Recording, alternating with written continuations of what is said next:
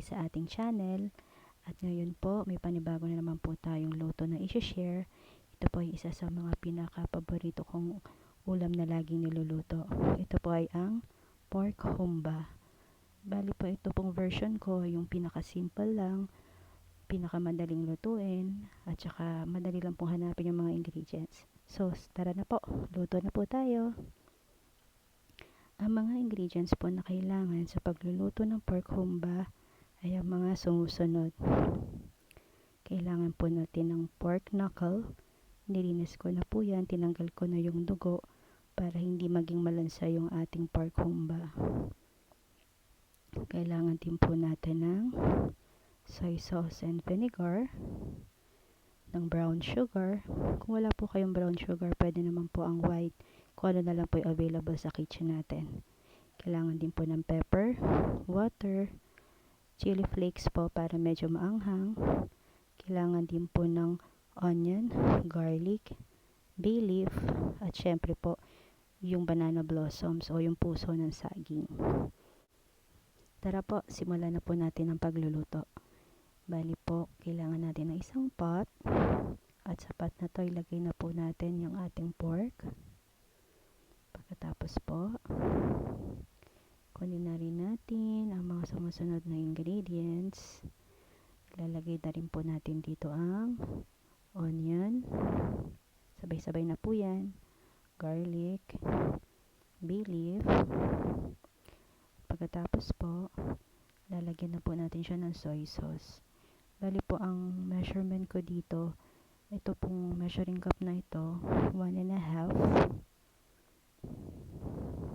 Ayan po. Pero po kung hindi po kayo medyo maalat magluto, pwede nyo naman pong bawasan ito. Pwede nyo na pong i-reduce sa 1:1 lang po ng soy sauce at ng vinegar. Tapos po idagdag na rin natin ng vinegar. Bali po yung measuring cup ko dito, I think it's a quarter of a cup. Tapos po, lagay na rin natin yung brown sugar. Bali po itong brown sugar na to, I think it's 2 tablespoon I mean.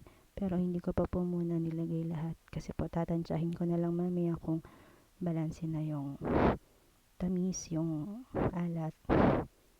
Tapos po naglagay po ako ng around 700 ml of water. Pero po, pwede na po nating i-check maya-maya kung tama na yung tubig, kung malambot na yung pork.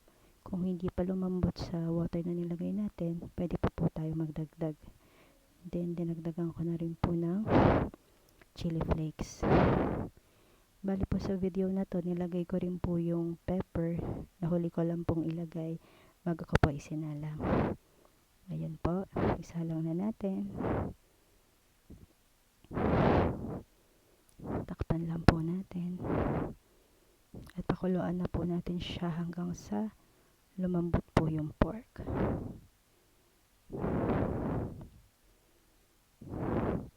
Bali, adjust lang po natin yung heat para hindi agad matuyo. Bali po, ito na siya. Nakasalang na siya. Yung apoy po natin, medium high. Antayin lang po natin ito. Balikan natin hanggang mag-simmer. Ayan po, kumukulo na po siya. Check po natin yung meat kung lumambot na. Bali po this time, pag check ko po medyo matigas pa. At saka medyo konti na lang din yung tubig nito. Dinagdagan ko na rin po yan ng tubig para kumulo pa po ng matagal. Siya nga po pala, konting tips. Meron po kayong makikita dito sa pot na to. Teka lang po, hahanapin ko.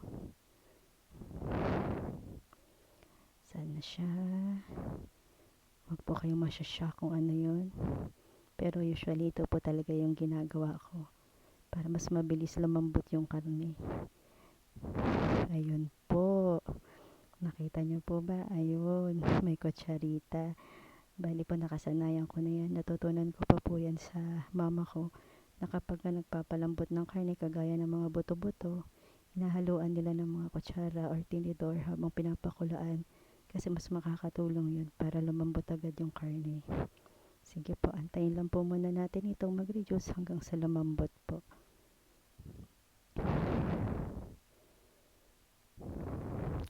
Sa nga rin po pala, titikman ko na rin po ito. Sa palagay ko yung lasa ay okay na. Kontento na po ako sa lasa. So, okay na po yan. Pakuluan na lang po natin. So, ito na po siya. After few minutes. Ayan po. Nag-reduce na po siya. Siya nga po pala, inilagay ko na rin dyan yung banana blossoms. Ayan na po. Okay na po siya. Malambot na rin po yung karne. Chinek ko na rin po siya. Tama na rin po yung lasa niya. So, I think this is ready po. Pwede na po natin itong i-serve.